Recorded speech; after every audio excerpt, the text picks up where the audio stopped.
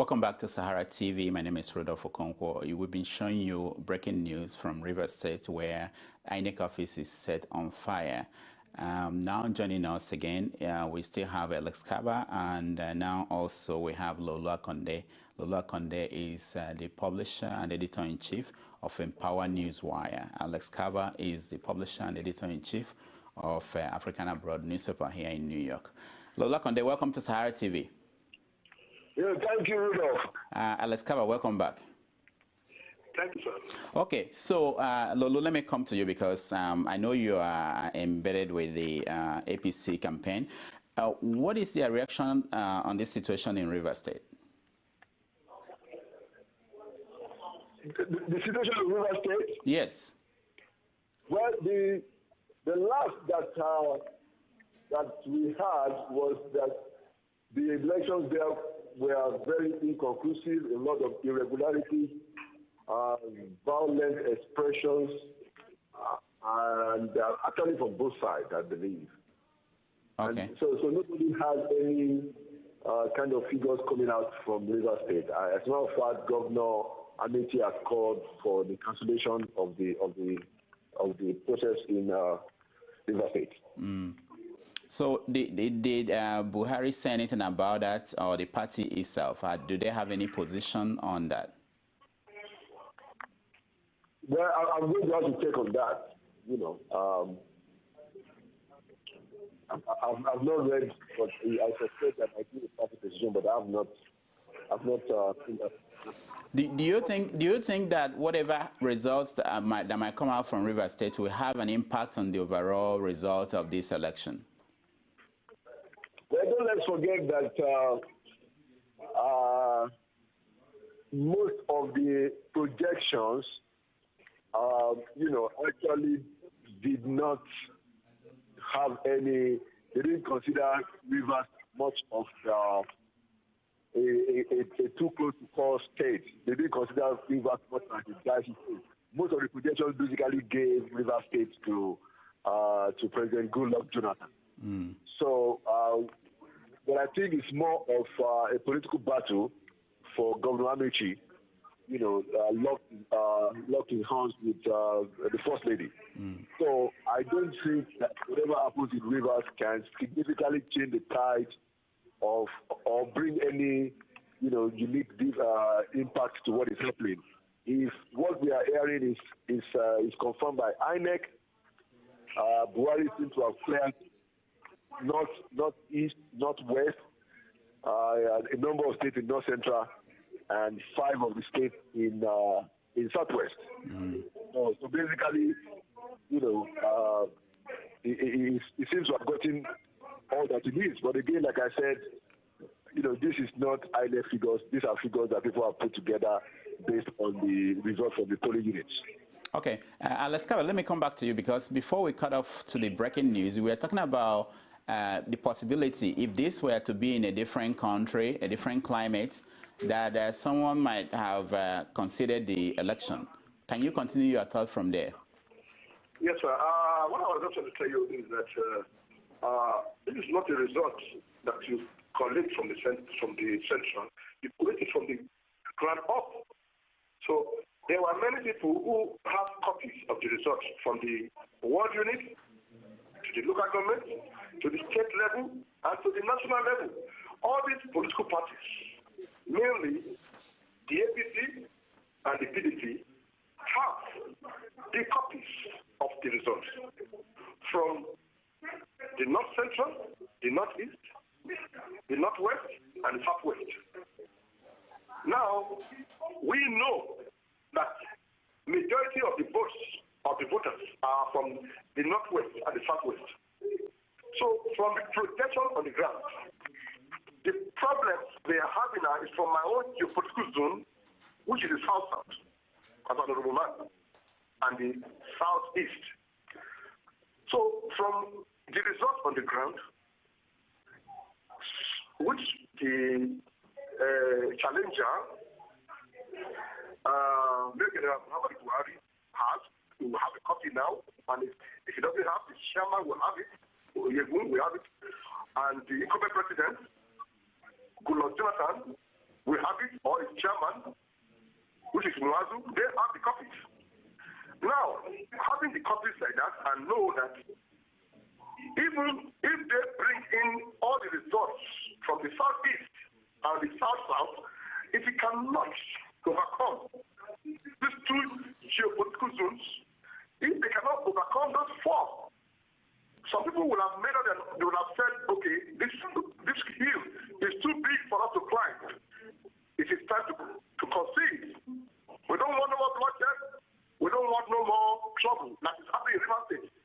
In the United States of America, a good statesman will have considered it and said, you see, I don't want anybody to die because of me. I don't want to shed no blood because of me. It is obvious I have lost. I have now decided to concede the result and said I have lost the election.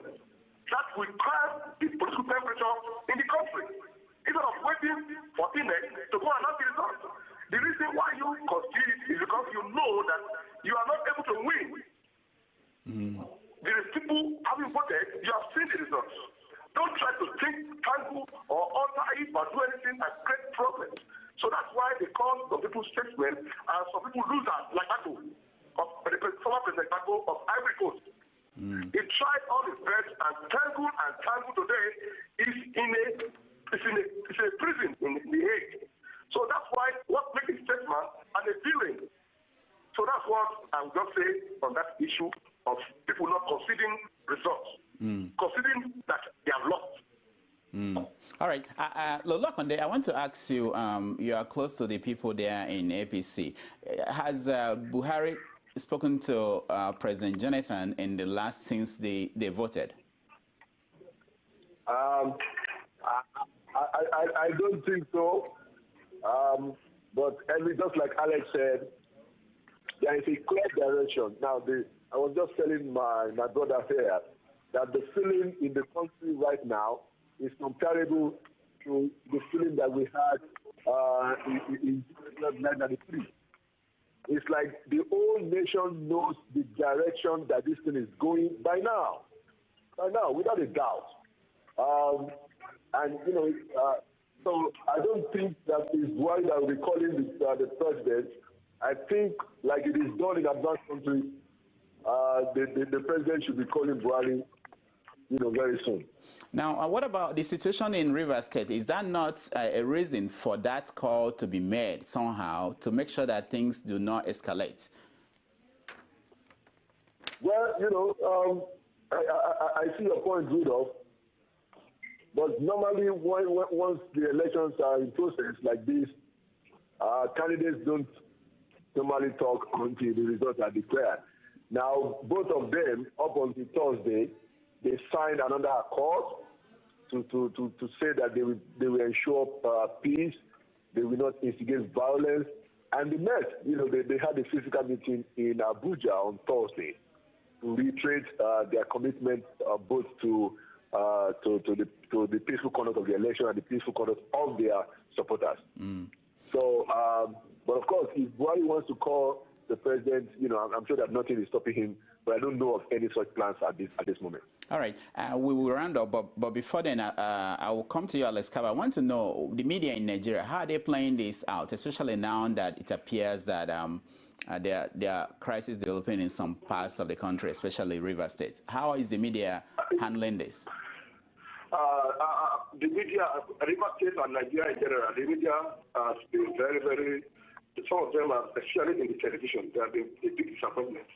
AIT, it's already a big disappointment because of their one-sidedness. And then they don't even follow breaking news. Look at Channel. They look at how they bomb the place in Rivers State, and you will be showing that place. Let us see what's going on. They don't show it. We are here now in Lagos.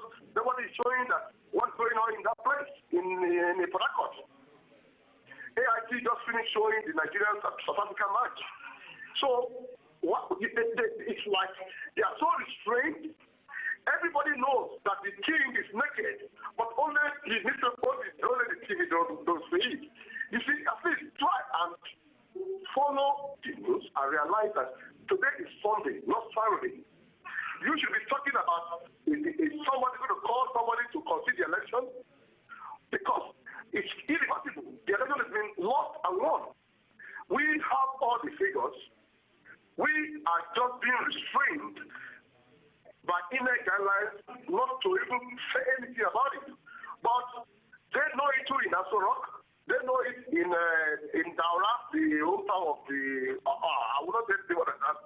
So we just want to tell them that please make the phone call and concede the election. Then I said a few minutes ago, I called this man. I've already considered the election, and this is what has happened. This is what civilized world do to ensure that no blood, no innocent blood is spilled on the ambition, inordinate ambition of any man, any Nigerian. That is what we expect from these two gentlemen who know who won and who lost. All right, Laolu, let me come to you finally. You were also in the media. You were an editor in Nigeria. How do you rate their performance in this election? Well, I think the newspapers have done a better job. At least they have been reporting some interesting polling results, like what happened in Obasanjo's polling station, or what happened in Banikoro's ward, what happened in Vice President Sambo's ward. You know, and those are legitimate news items that they can actually begin to publish, because these results are published in the polling units. For instance, you know, I was at the polling unit up to like 3 a.m. this morning in Lekki, where they were counting the votes, and it was done publicly. So nothing stops the media from reporting that. Now, I would have expected the TVs, you know, the broadcast media, to do the same thing. Now, they've not done that. They are doing too much of analysis without, you know, giving the people the news. Even though you are waiting for INEC to compile, you can tell us interesting things that happen in particular police stations. They have not done that, and that is way below the expectation of a news organization. Okay, I want to thank Laolu Akande and Alex Kabba for joining us. Laolu, thank you so much.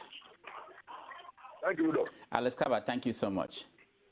Thank you, sir. And when we can, we may call you back sometime today, so stand by too. When we come back, we are going to continue our coverage of this election. We will give you the chance to weigh in with your own opinion, but we'll leave you now with an interview we had yesterday with Governor Amechi talking about the situation in Rivers State, which has now got to the point where people are protesting. Yesterday, we spoke to him immediately after he tried to vote. So we'll leave you with that, and we'll be right back.